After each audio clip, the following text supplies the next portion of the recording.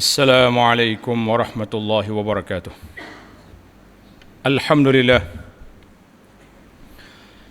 لله الذي شرع لعباده الحج والأضاحي والهدي. أشهد أن لا إله إلا الله وحده لا شريك له، وأشهد أن محمدا عبده ورسوله. اللهم صل وسلم وبارك على عبدك ورسولك محمد وعلى آله وصحبه ومن سار على نهجه واهتدى بهديه واستنى بسنته إلى يوم الدين. أما بعد، فيا عباد الله، أوصيكم ونفسي بتقوى الله وطاعته لعلكم تفلحون. Wahai hamba-hamba Allah, sidang jamaah yang dirahmati dan dikasihi sekalian, hendaklah kita sentiasa bertakwa kepada Allah Azza wa Jalla dengan melaksanakan segala perintahnya dan menjauhi larangan-larangannya. Jadi alhamdulillah, hari ini 10 Zulhijjah 1441, bermakna kita ada 2 perayaan hari ini.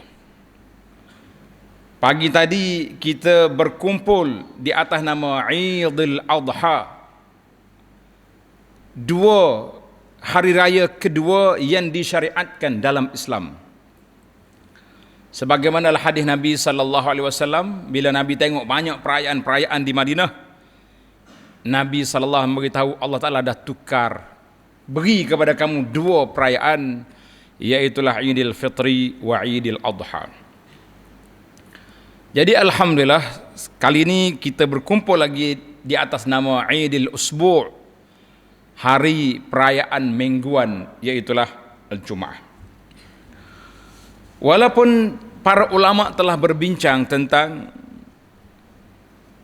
kalau orang tu pergi solat raya, adakah dia perlu lagi solat Jumaat?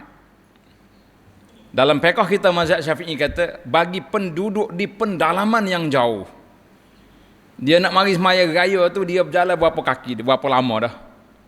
Lepas tu dia balik, lepas tu nak keluar pula, maka mereka beri kelonggaran kepada golongan yang tersebut untuk solat zuhur di tempat dia. Tetapi bagi ahlul balad, macam tuan-tuan sekarang dipanggil ahlul balad, orang yang duduk di pekan, duduk di bandar, duduk di kampung pun dengan kemudahan jalan yang begitu baik, kenderaan yang begitu banyak, maka kita mengatakan tidak gugur Jumaat bagi orang-orang yang semikian. Jadi alhamdulillah, saya sebut di sini kerana masyarakat banyak bertanya ataupun tertanya-tanya bila dia dengar ada pandangan yang mengatakan tak perlu Jumaat. Lebih-lebih lagi apabila dikaitkan dengan PKP. PKP ni waktu tak Jumaat dulu pun, waktu Jumaat tidak hari Jumaat pun, tidak hari raya pun dia tak pergi juga. Maka saya ambil kesempatan di sini para jemaah sekalian untuk memperingatkan bahawa sewaktu PKP dulu memang kita dilarang untuk berkumpul, maka pada saat itu adalah kelonggarannya. Tetapi bila P sudah bertambah satu lagi, kerajaan majlis agama telah membenarkan kita solat di masjid dengan SOP penjarakan. Tiba-tiba ada lagi yang buat tak cakna, ada lagi yang buat tak reti, tak mau pergi.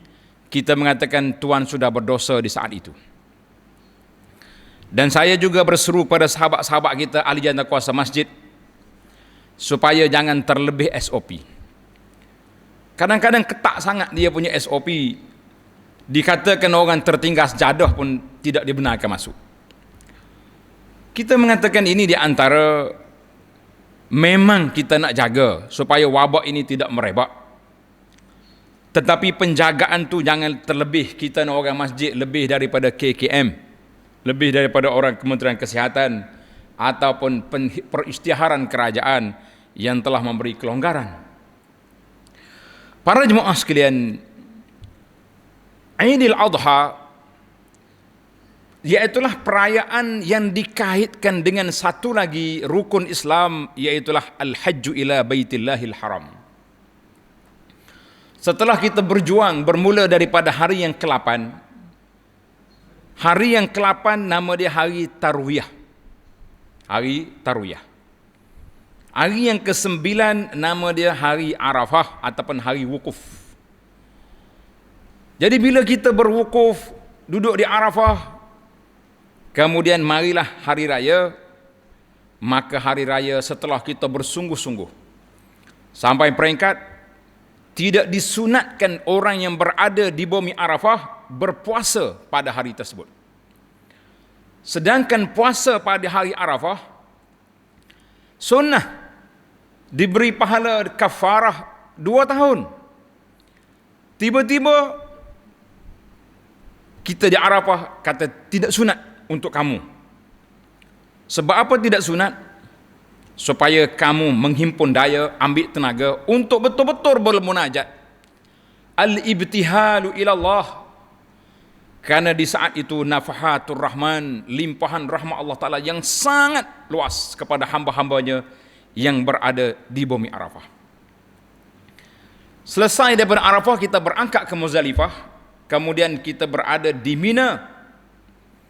Kenapa Mina itu nama Mina? Mina itu dinamakan Mina kerana banyaknya tumpah darah hayawan korban al-hadyu fi yaumin nahri, pada hari menyembelih korban di Mina. Alhamdulillah, semenjak saya balik daripada belajar dulu tahun 2006, 2007 kita mula berulang berada di Mina di saat ini, sehinggalah kepada tahun ini kita berada di sini.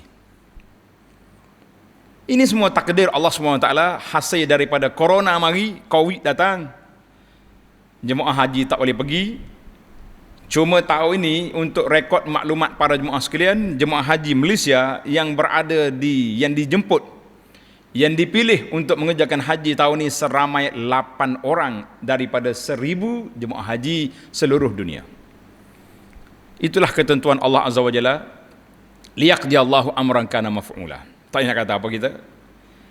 Maka setelah kita bertungkul lumus, dengan kita duduk di Mina pada hari Tarwiyah dan kita berada di Arafah pada hari wukuf, sehingga baginda Nabi sallallahu alaihi wasallam berdiri selepas solat zuhur di atas untanya Al-Qaswa, menghadap ke arah kiblat, berdoa meminta dengan Allah Azza wa Jalla sampai maghrib. Itu, tetapi dalam hadis yang menyebut tentang doa di Arafah satu je.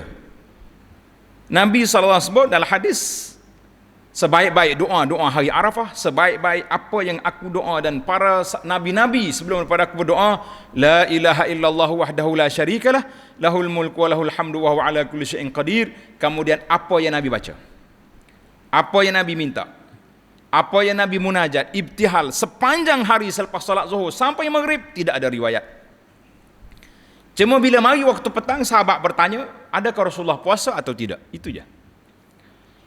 Maka pada saat itu sahabat yang cerdik, dia tak pergi tanya Nabi, tak pergi cuik Rasulullah, orang tengah duk munajat, puasa? Itu dia panggil kurang bijak tindakan begitu. Para sahabat ni bijak, dia hantarnya semangkuk susu. Maka Rasulullah sallallahu alaihi wasallam ambil, minum. Terbukti baginda sallallahu alaihi wasallam tidak berpuasa pada hari Arafah, di Arafah. Tapi malangnya kita yang tidak duduk di Arafah ni tak puasa juga. Saya tengok kedai kopi buka relax ya, tak ada masalah apa-apa. Bahkan ada sahabat-sahabat kita beritahu, ada yang buat kenduri kahwin anak pada hari Arafah. Kita kata Masya Allah, Tabarakallah.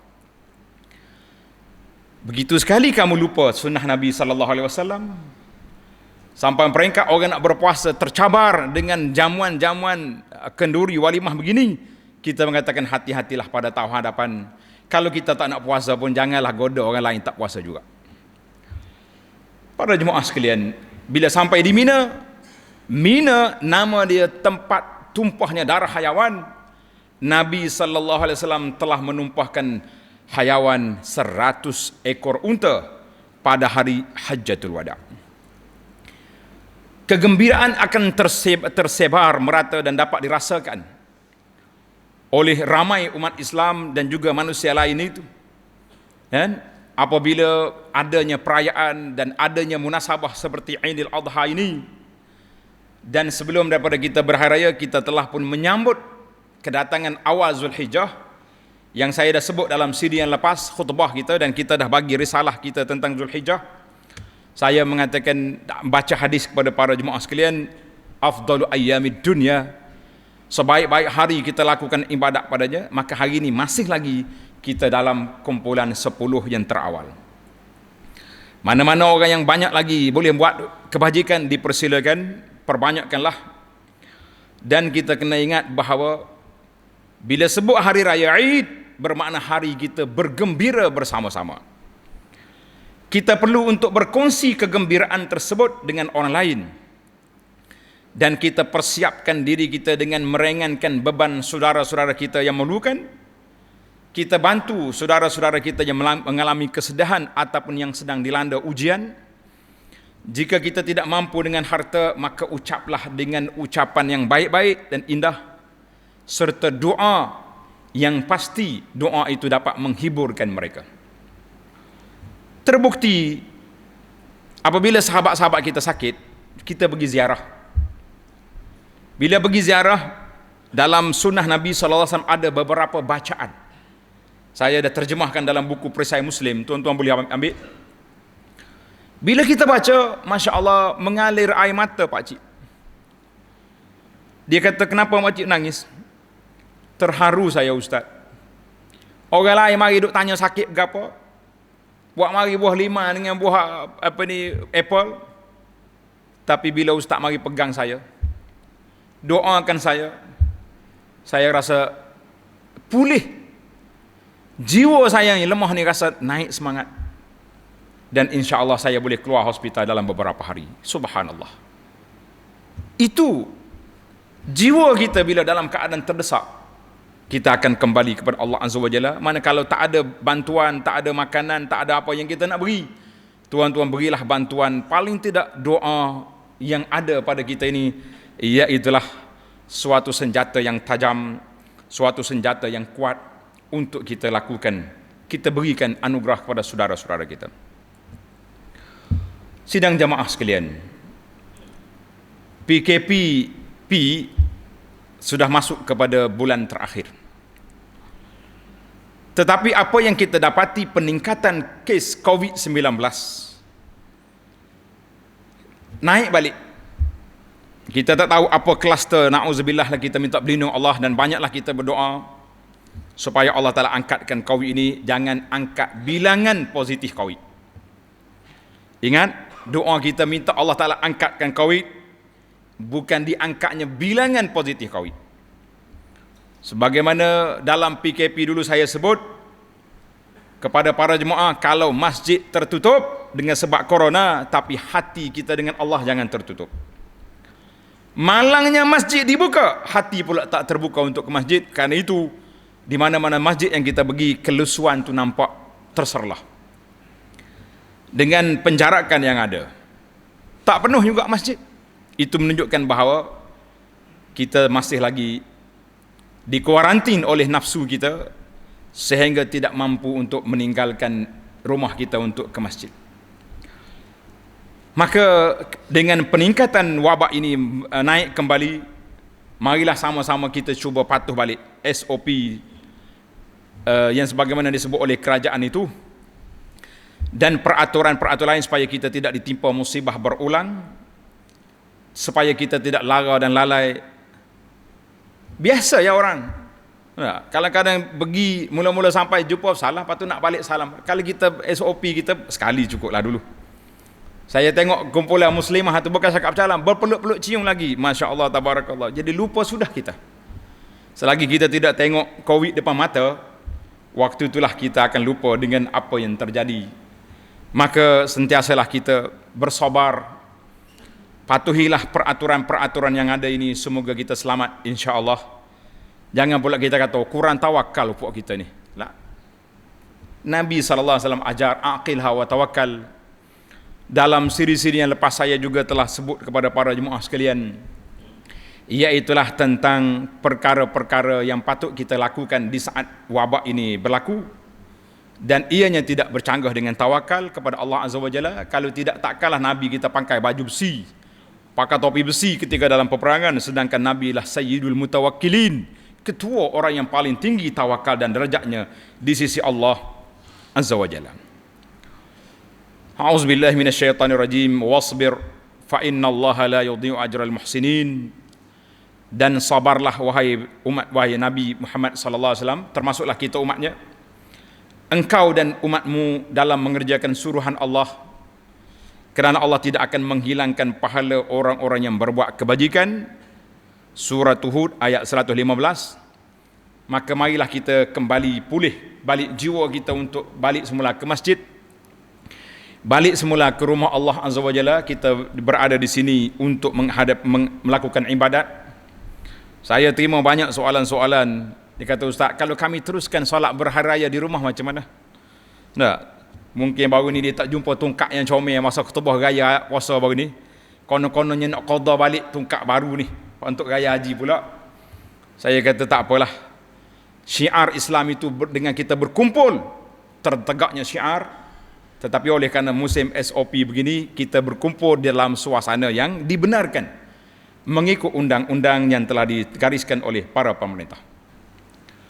Di antara takwa kita, iaitulah pada hari raya korban ini, Idul Adha ini, iaitulah kita diminta supaya berkorban. Fasalli li rabbika wanhar, naklah kamu salat dan sembelihlah korban kerana Allah Azza wa Jalla. Dan terdapat banyak hadis-hadis Nabi sallallahu alaihi wasallam yang menyebutkan Nabi kita sallallahu alaihi wasallam berkorban, sehingga ada riwayat yang mengatakan man indahu sa'ah, siapa dia ada keluasan rezeki tapi dia tak mau korban, sayang ke duit. Pada itulah saya kata, mula kata dah, hari ni berasa malah kata, kalaulah tuan-tuan boleh beli rokok RM15 sebatang, tetapi korbannya tidak buat, awak nak jawab apa depan Tuhan esok di akhirat? Di saat orang lain duduk bawa kambing dia, bawa unta dia, bawa lembu dia korban, kita bawa rokok nak pergi tunjuk depan Tuhan. Subhanallah. Maka kalau tidak nak korban, jamak balik duit kita beli rokok sudah berapa tahun ni, berapa bulan ini, daripada awal tahun. Pergi carilah waktu korban masih ada, bermula daripada hari ini sehingga hari 13 Zulhijjah. Makna kita ada 3 hari lagi untuk mencari duit dan juga untuk mencari hayawan untuk kita korban. Baiklah, saya tidak mau ulang balik, tuan-tuan boleh baca hukum korban dan juga hikmah dia dalam risalah ringkas ini. Cuma saya nak ulang balik, ada 5 hikmah disyariatkan ibadat korban. Mudah-mudahan kita bersemangat untuk melakukan ibadat ini kerana Allah Azza wa Jalla. Yang pertama, menghidupkan erti pengorbanan yang dilaksanakan oleh Sayyidina Ibrahim dan juga andandanya Ismail alaihi wassalatu wassalam. Semangat ini perlu dihidupkan di saat kita hari ini dilanda oleh berbagai-bagai ujian dan godaan dalam dunia. Tetapi kalau kita belajar tentang tauhid yang jitu yang telah ditunjuk oleh Nabi Ibrahim alaihissalam, tawakal yang tinggi, kepatuhan yang ditunjuk oleh Sayyidah Hajar, dan kepatuhan yang tinggi ditunjuk oleh Ismail alaihi wassalatu wassalam, insya-Allah mudah-mudahan kita lebih rasa berani untuk melakukan ibadat kepada Allah Azza wa Jalla dan takut untuk melanggar perintah Allah. Yang kedua, ibadat kurban bertujuan menjadi kafarah kepada pelakunya. Sama ada disebabkan kesilapan yang telah dilakukan ataupun dengan sebab kecuaiannya dalam menunaikan kewajipan. Jadi kita niat kita sembelih korban ini kerana Allah Azza wa Jalla. Sebahagiannya kita boleh makan dan sebahagian kita sedekah dan sebahagian lagi kita hadiahkan. Yang ketiga, hikmah yang ketiga, ibadat korban juga mengandungi pengertian untuk mendidik umat Islam agar mereka tidak melupakan golongan fakir miskin dan orang-orang yang memerlukan bantuan setelah Allah Ta'ala beri rezeki kepada kita. Manakala kita ada kemampuan, kita ambil seekor lembu, kita pilih keluarga-keluarga kita, ke siapa kawan-kawan kita yang tak ada kemampuan, kita beri kepada dia supaya mereka dapat melaksanakan ibadat yang besar ini. Kemudian daging itu dibahagi-bahagikan, Ataupun kita sendiri tak usah duduk share dengan siapa-siapa, kita sembelih je seekor lembu, kita niat untuk aku dan keluarga aku pahalanya, kemudian dagingnya dibahagi, diagihkan kepada masyarakat setempat. Kita mengatakan ini termasuk dalam perkara yang dianjurkan. Ada setengah orang ni tak mau buat dia punya korban. Dia kata baik aku hantar ke lain tempat sebab leceh lah tengok darah. Lepas maya raya kita relax ya, tunggu gambar video sampai daripada luar negara, oh sudah korban, alhamdulillah. Tak sama tuan-tuan, kita turun padang, kita pegang lembu atau kambing kita tengok dengan kita bertakbir Allahu Akbar, kita berdoa kepada Allah Azza wa Jalla, bismillah, Allahu Akbar, Allahumma minka walak, Allahumma taqabbal minni. Kita berada di hadapan hayawan kita, maka kita mengatakan itu satu sunnah yang kita dapat hidupkan. Kemudian kita sendiri telah mengagih-agihkan. Nah, kita telah menjiwai betapa susahnya potong daging, kerak daging, kemudian kita bahagi-bahagikan. Tak sama dengan hanya sekadar menunggu gambar dan video yang dihantar kepada kita. Maka kerana itu kata di para ulama, afdal. Bahkan bukan sekadar afdal, ada yang mengatakan kita nak bagi kepada orang fakir miskin, kita beri daging yang mentah. Sebab mereka bebas nak buat apa saja. Dia nak simpan, dia nak makan apa menu yang dia nak buat, apa dia nak bagi ke orang lain ataupun apa saja, itu sudah menjadi hak dia. Tapi ada sebahagian kita, 1/3, kalau kita nak masak juga, panggil, boleh, tidak jadi masalah. Tapi itulah jawapannya. Kemudian yang keempat, ibadat korban turut melahirkan kegembiraan dan perasaan kasih sayang sama-sama sanak saudara dan jiran tetangga yang hadir untuk sama-sama bergotong royong melaksanakannya. Jadi sana tengok waktu kita korban pagi tadi, alhamdulillah anak-anak, orang-orang muda bergotong royong kerjasama, yang tak reti pegang pisau apa pegang juga hari ni. Pisau hak tupu dapur buat mari habis. Nah, kalau tak, orang kata hirih tak luk, dicincang putus. Itulah yang digunakan dalam sebagai gotong royong dalam masyarakat. Gembira kita pada hari ini. Kemudian yang kelima, ibadat korban merupakan sebagai daripada tanda kesyukuran kepada Allah Azza wa Jalla di atas nikmat yang Allah Taala berikan. Wa may yu'azzim sya'airallah fa innaha min taqwal qulub. Siapa yang membesarkan syiar agama Allah, itu tandanya hati bertakwa. Mudah-mudahan kita dapat laksanakan ibadat ini dengan baik insya-Allah. Pada hari Jumaat dan hari-hari yang lain, sentiasalah kita berselawat ke atas Nabi sallallahu alaihi wasallam, kerana perintah Allah dalam Al-Quran, innallaha wa malaikatahu yusalluna 'alan nabi ya ayyuhallazina amanu sallu 'alaihi wa sallimu taslima.